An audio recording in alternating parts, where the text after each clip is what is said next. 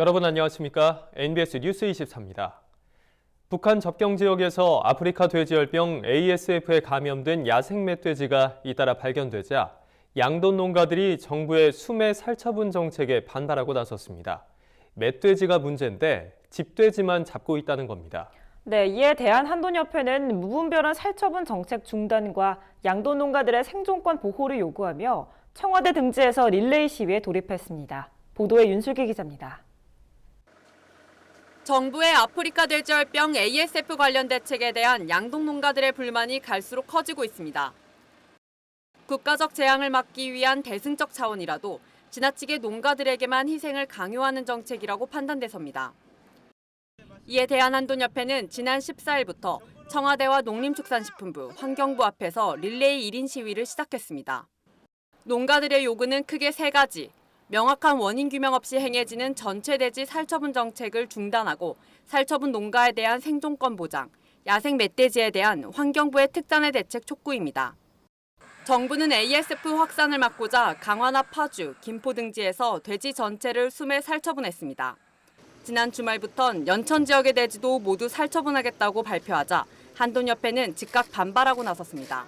지금 현재 거의 한 달 동안에 아프리카 돼지열병의 역학조사 결과가 안 나왔습니다. 그럼에도 불구하고 정부에서는 방역대를 벗어난 범위를 벗어나서 지금 살처분 정책을 하고 있기 때문에 이게 이제 무병 정책이란 뭐냐면은 우리가 3kg까지는 방역심의위원회에서 결정을 해서 살처분하게 되어 있지만 그것을 벗어나는 것은 우리 농가들의 동의도 필요한 거거든요. 근데 연천 지역 같은 경우는 전체를 살처분하기 때문에 살처분 농가에 대한 합리적 보상책 마련도 시급합니다.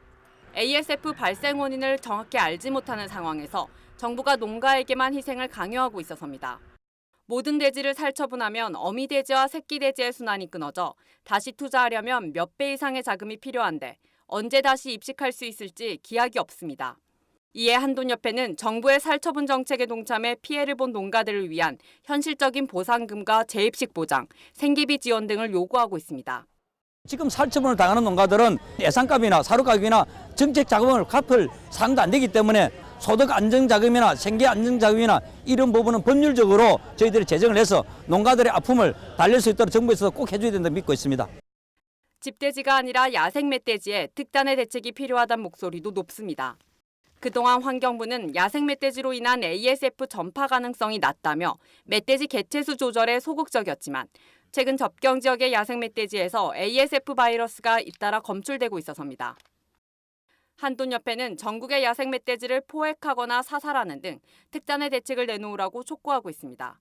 MBS 뉴스 윤슬기입니다. 정부가 세계무역기구 개발도상국 지위 포기 가능성을 내비치자 농민단체들이 이에 강력히 반발하며 공동대응에 나섰습니다. 지방자치단체와 지방의회도 정부의 개도국 포기 논의 중단을 건의했는데요. 개도국 지위 포기를 둘러싼 정부와 농업계의 긴장감이 최고조에 치달을 전망입니다. 강창호 기자가 보도합니다. 농민단체들이 정부의 세계무역기구 WTO 개발도상국 지위 포기 행보를 강력히 비판하며 공동 대응에 나서기로 했습니다.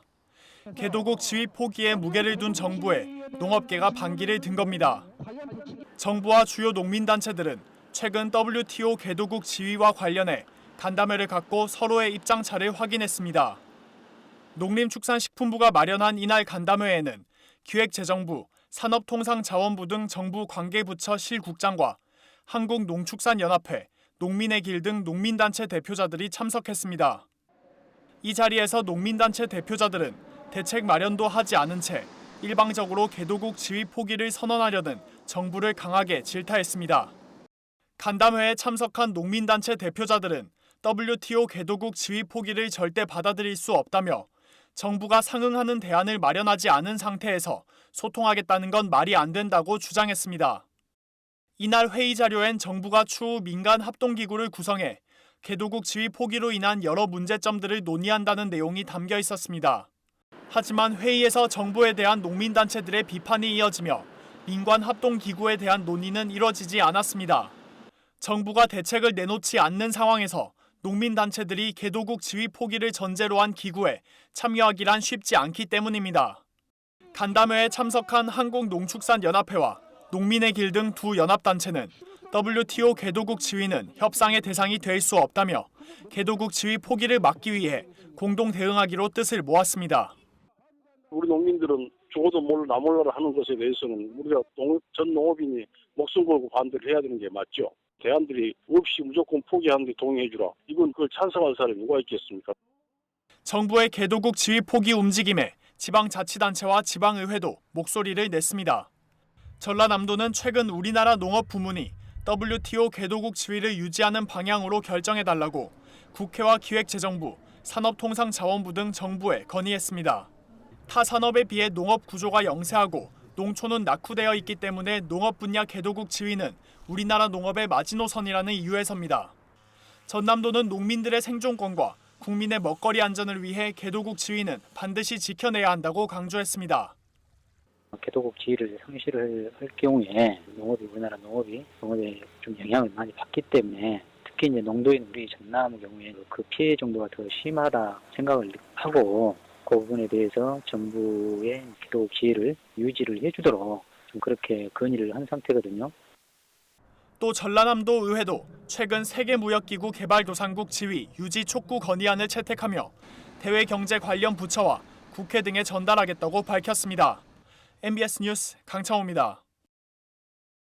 정부가 전기 간행물에 대한 우편요금 할인 혜택을 대폭 축소할 방침인 것으로 알려져 농촌 지역의 반발이 거셉니다. 이렇게 되면 내년부터 전기 간행물 우편료 인상분의 대부분을 고스란히 농촌 주민이 떠안아야 하는데 농촌 주민들의 알 권리를 제한한다는 주장이 나오고 있습니다. 농민단체들은 잇따라 성명을 내며 반대하고 나섰고 국회 국정감사에서도 재검토를 요구하는 지적이 여당 의원으로부터 나왔습니다. 김인경 기자가 보도합니다. 농촌 지역 주민들은 집에서 신문이나 주간지 등 전기 간행물을 구독할 때 대부분 우체국 집배원을 통해 받아보고 있습니다. 대한민국 산간오지 구석구석 집배원이 직접 찾아가는 덕분입니다. 농촌 주민의 상당수가 스마트폰과는 거리가 먼 고령층인 만큼 어떤 농산물을 재배하고 어떻게 팔 것인지, 값을 제대로 받을 유통 방법이 무엇인지 등의 정보를 주로 농업 전문지 등 전기 간행물을 통해 접하는 경우가 많은 겁니다. 우정사업본부는 이들 전기 간행물에 대해 우편요금의 일부를 할인해주는 감액 제도를 운영하고 있는데 내년부터는 이 감액률을 대폭 낮출 예정인 것으로 알려져 농업계의 반발이 거셉니다. 집배원의 노동 경감과 우편 사업 적자 개선을 위해 우편 요금을 올려야 한다는 겁니다. 현재 일간지는 68에서 85%, 주간지는 64%의 우편 요금 감액률이 적용되고 있지만 내년 1월부터는 이 감액률을 최대 50%까지로 낮추는 방안을 논의 중인 것으로 알려졌습니다. 지난 5월 1일부터 전기 간행물 우편 요금을 50원 인상한 데 이어 8개월 만에 감액률까지 대폭 축소하게 되면 농촌 주민들이 즐겨보는 전기 간행물은 구독료 인상이 불가피할 전망입니다. 또 그 피해는 고스란히 농촌 주민들이 받게 되는 겁니다. 농업계의 반발이 커지는 것도 바로 이 때문입니다. 농업 관련 15개 단체가 연대한 한국농업인단체연합은 최근 성명을 통해 농민들의 알 권리와 농촌 문화 창달을 저해하는 우편요금 감액률 축소 방침에 결사 반대한다면서 농민 권익 대변에 앞장서고 있는 농업 관련 언론사에 심각한 타격을 주는 감액률 축소 방침을 즉각 철회하라고 촉구했습니다. 외지까지 농어의 정보를 공유하려고 그러면 농업 간행물이 그 산 꼭대기까지 전체 산골마다 전달이 돼야 되는데 농촌 간행물이 지금 감면 혜택이 지금 취소된다는 이런 우려가 있기 때문에 이 부분이 지금 현재 감액된 대로 유지될 수 있도록 한국농업경영인 중앙연합회 역시 최근 감액률 축소 검토를 즉각 철회할 것을 촉구하는 성명을 발표했습니다. 한농연은 우정사업본부가 우편 외에도 예금, 보험 등 다른 사업을 하고 있기 때문에 경영 실적이 좋은 사업 분야의 이익 잉여금으로 결손을 처리할 수 있다고 주장했습니다. 경영난 때문에 우정사업본부에서 지난해 5월 1일부터 중량별 우편요금이 50원 인상했습니다. 이런 상황에서 또 우편요금 감액률까지 축소할 경우에 사실상 우편요금 2번 이상하는 거하고 똑같기 때문에 저희들은 인상한 부분 50원이 있는 만큼 감액률은 현지 체제로 유지돼야 된다고 그렇게 주장하는 바입니다. 국회 국정감사에서도 이 같은 지적이 나왔습니다. 최근 국회 과학기술정보방송통신위원회 국정감사에서 이계호 더불어민주당 의원은 과기부사나 우정사업본부에 신문을 주로 우편을 통해 구독하는 지역은 대부분 농촌인데 적자가 누적된다고 해서 농민에게 주던 혜택을 줄이는 것은 그나마 있는 밥그릇마저 빼앗겠다는 발상이라고 지적했습니다. 이 의원은 농민의 알 권리와 정보 접근권 보장을 위해 반드시 재검토해야 할 문제라며 우편 사업 적자를 줄이고 경영 합리화를 도모할 필요는 있지만 농민에게 부담을 전가하는 것은 적절치 못한 처사라고 강조했습니다. 지난 8월까지 농림축산식품부 장관을 지낸 이 의원은 농촌 현실에 특히 밝은데 여당 의원임에도 정부 정책에 정면으로 문제를 제기한 것은 우편료 문제에 대해 농촌의 여론이 그만큼 부정적이라고 판단했기 때문으로 풀이됩니다. 농민단체들은 감액률 축소를 강행할 경우 강하게 저항할 것이라면서 조만간 정부의 농민단체를 포함한 이해 관계자들이 참여하는 간담회 개최를 요청할 계획이라고 밝혔습니다. NBS 뉴스 김인경입니다. 건강보험공단 통계에 따르면 비알코올성 지방간 환자가 최근 5년 사이 2배 이상 증가한 것으로 밝혀졌습니다. 하지만 지금까지는 효과가 입증된 약물 치료법이 없었는데요. 관절 건강에 좋은 것으로 알려진 약용작물 황기와 지치가 이런 비알코올성 지방간을 억제하는 데 도움을 준다는 연구 결과가 나왔습니다. 음식이나 한약재로도 사용되는 황기와 지치. 최근 이들 작물로 만든 복합물이 비알코올성 지방간을 억제하는 등 간 건강에 도움을 주는 것으로 확인됐습니다. 지방간이란 중성지방이 간 무게의 5% 이상 쌓인 상태를 말합니다. 특히 음주로 발생하는 알코올성 지방간과 달리 비알코올성 지방간은 비만, 당뇨, 고지혈증, 대사증후군 등과 밀접한 관련이 있어 적극적인 관리가 필요합니다. 농촌진흥청은 지난 연구에서 황기지치 복합물이 관절 건강에 도움이 됨을 입증했고 이번 추가 연구를 통해 비알코올성 지방간 억제에도 황기지치 복합물이 효과가 있는 것을 확인했습니다. 6주간 실험주에게 80도에서 추출한 황기지치 복합물을 투여한 결과 간 조직의 무게는 약 32.8%가 줄었고 지방이 쌓여 발생하는 간 지방증도 억제됐습니다.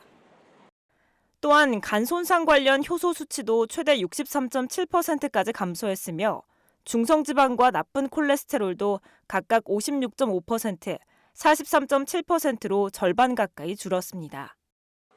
이는 간 건강에 도움을 주는 건강기능식품 밀크시스를 투여한 집단의 감소율보다 뛰어난 수치입니다. 간 건강을 위해서 가장 많이 복용하는 건강기능식품이 밀크시슬인데요. 2조 원의 건강기능식품 시장 중에 약 1,000억 원을 형성하고 있습니다. 국내산 지치 그리고 국내산 황기를 간 건강을 위한 기능성 원료로 개발함으로 인해서 농가의 소득도 같이 소득 증진을 할 수 있는 그런 효과가 있다라고 기대를 하고 있습니다. 농진청은 이번 연구 결과를 특허 출원하고 간 건강기능식품 원료와 천연물 의약품 소재 개발에도 활용할 계획입니다. 황기 복합물이 건강기능식품으로 산업화될 경우 이들 약재를 생산하는 농가들의 소득 향상에도 도움이 될 것으로 기대됩니다. 농촌 인구의 고령화 문제, 어제 오늘 일이 아닙니다. 청년들을 농촌으로 끌어들이기 위해 각 지자체들도 힘을 쏟고 있는데요. 이런 때 자발적으로 농사에 뛰어든 청년들이 있습니다. 젊은 열정만큼 최고의 쌀을 만든다는 자부심도 뛰어난 청년 농부, 이현경 기자가 직접 만나봤습니다.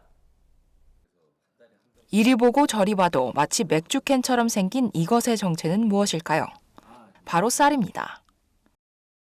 디자인이 대세인 요즘 추세에 맞춰 포장부터 신경을 썼다는데요.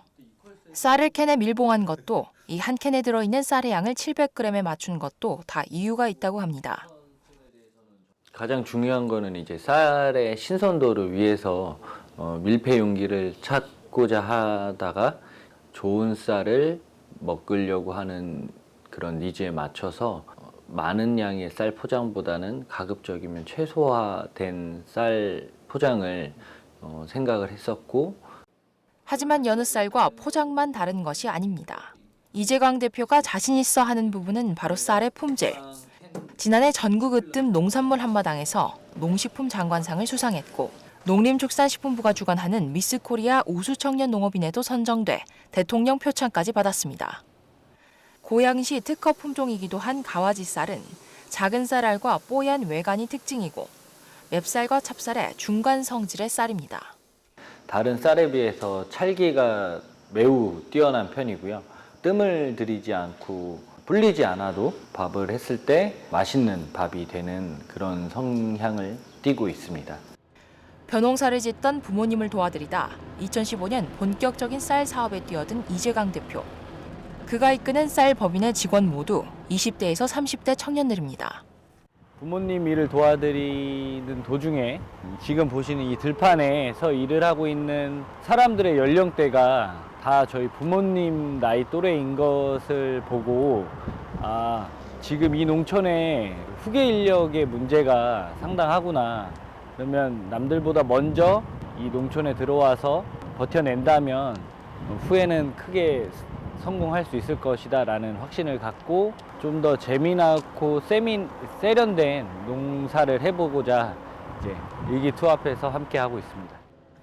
젊은 농부들답게 뭔가 다르게 시작하고 싶었다는 이들은 먼저 제초제를 일체 사용하지 않고 논의 우렁이를 풀어 재배하는 친환경 농법을 도입했습니다. 또 좀 더 상품성 있는 쌀을 생산하기 위해 도입한 것이 게르마늄 비료입니다. 수확이 끝난 벼는 테스트를 거쳐 게르마늄 성분이 일정 기준 이상 됐을 때 프리미엄 라벨을 붙입니다. 친환경 농법과 게르마늄 비료를 사용함에 따라 일반 농법에 비해 20에서 30% 생산 단가가 높아지다 보니 프리미엄 쌀의 경우 일반 쌀보다 가격이 3분의 2나 비싸지만 이 대표는 단 한 명의 소비자라도 자신들의 믿음과 열정을 알아줄 거라 믿는다고 합니다. 저희는 일단은 친환경 농법을 최우선적으로 하고 있어서 논에 다른 농약을 일절 사용하지 않고 있습니다. 그래서 더 건강한 쌀도 생산을 하고 또 환경 보존을 하는 거에 있어서 나름의 어떤 역할을 하고 있다고 보여지고요. 고품질의 쌀을 만들려고 최선을 다하고 있습니다. 젊은 패기만큼이나 결과물에 대한 자부심도 뛰어난 젊은 농부는 신기술 도입에도 적극적입니다. 최근 농사기법에 자주 등장하는 드론을 이곳에서도 만날 수 있는데요. 지금 보시는 드론 같은 경우는 논의 필지를 촬영을 해서 사람이 직접 논 안에 들어가지 않고도 논 구석구석을 더 자세히 관찰할 수 있는 그런 예찰용 드론이고요. 또한 지금 고양시랑 같이 이제 하고 있는 것이 논의 물 수위를 굳이 논에 가지 않고서도 센서화해서 집에서도 이렇게 관찰을 할 수 있는 그런 기술을 연구하고 있습니다. 3만 5천여 평에서 한 해 수확하는 쌀의 양은 70톤. 한 해 생산된 쌀은 이듬해 모내기가 끝날 즈음엔 모두 동의날 정도로 인기가 있지만 주로 지역의 로컬푸드 매장에서 판매가 이뤄지다 보니 아직 매출은 미미합니다. 하지만 이 대표는 쌀의 수확량을 늘려가기보다 앞으로도 품질에 더 집중할 생각입니다. 이들에게 쌀 농사는 목표의 끝이 아니라 시작점이기 때문입니다. 궁극적으로는 농업에 꿈이 있거나 농업에 흥미를 이제 느끼기 시작하는 젊은 친구들이 막상 농업의 어떤 진입장벽의 문제로 그런 꿈을 접어버리는 경우가 많다고 들었습니다. 그래서 그런 친구들이 저희와 함께해서 이렇게 농업을 약간이라도 이렇게 맛볼 수 있고 경험할 수 있는 그런 농업 인큐베이팅 센터를 만드는 것이 저희 일산쌀의 궁극적인 목표입니다. 한정된 농지에서 최고 품질의 쌀을 생산하기 위해 오늘도 청년 농부들은 가을 햇살 아래 값진 땀방울을 쏟고 있습니다. MBS 뉴스 이영경입니다. 다음은 간추린 뉴스입니다. NBS 한국농업방송이 250여 개 IPTV 채널 가운데 시청률 100위권 안에 진입했습니다. 시청률 전문조사기관인 닐슨은 최근 IPTV 가입 가구의 시청률을 조사한 결과 NBS가 전체 253개 채널 중 96위를 차지했다고 밝혔습니다. 신설 방송 채널이 개국 1년여 만에 시청률 100위권에 진입하는 건 상당히 이례적인 일입니다. 한편 NBS 농민 노래자랑은 시청률 2%를 돌파해 화제가 되고 있습니다. 지난달 MBS와 HCN 충북방송에서 동시 방영한 MBS 농민 노래자랑 충북 보은편이 최고 2.06%의 분당 시청률을 기록한 겁니다. 케이블 TV는 프로그램 시청률이 1%만 넘어도 대성공으로 평가되고 있습니다. 전라북도가 2020년 축사시설 현대화 사업에 대한 신청을 오는 25일까지 받습니다. 희망농가는 축사가 위치한 시군 축산부서에서 신청 자격 등을 문의해 기한 내 신청서와 관련 서류를 제출하면 됩니다. 단 악취 저감 시설 설치 계획이 없는 농가는 신청 대상에서 제외됩니다. 최종 사업 대상자 선정은 12월 초에 결정되며 사업비 지원은 융자 80%, 자부담은 20%입니다. 이자율의 경우 중소규모 대상은 연리 1%, 대규모 대상은 연리 2%이며 상환 조건은 동일하게 5년 거치 10년 상환입니다. 충청북도 농업기술원은 잦은 강우로 저장종구에 마늘, 호응해를 비롯한 병해충의 피해가 증가하고 있다며 파종 전 종구 선별과 소독에 만전을 기해줄 것을 당부했습니다. 한지역 마늘의 적정 파종 시기는 10월 20일에서 30일로 늦어도 11월 상순까지 파종을 마치는 것이 좋습니다. 씨마늘은 마늘 쪽의 갈변 증상과 밝은 부위에 상처가 없는 것을 선별하고 마늘 종구 소독용 살충제와 살균제를 혼합한 용액에 1시간 이상 침지해 그늘에 말린 후 파종해야 합니다. 전라남도 동물위생시험소가 축산물의 안전한 공급을 위해 10월 한 달간 도내에서 유통되는 축산물을 집중 수거해 검사합니다. 수거 검사 대상 품목은 도내 22개 시군 축산물 판매업소에서 유통되는 식육과 식용란으로 150건 이상을 무작위로 수거해 검사할 예정입니다. 특히 이번 수거 검사에서는 식육 미생물 검사와 식용란 잔류물질 검사, 한우 유전자 검사 등 축산물 안전성 전반에 걸쳐 조사하며 도는 이를 통해 도내 부정 축산물 유통을 방지할 방침입니다. 저희가 준비한 소식은 여기까지입니다. MBS 뉴스 24 마칩니다. 함께해 주신 여러분 고맙습니다.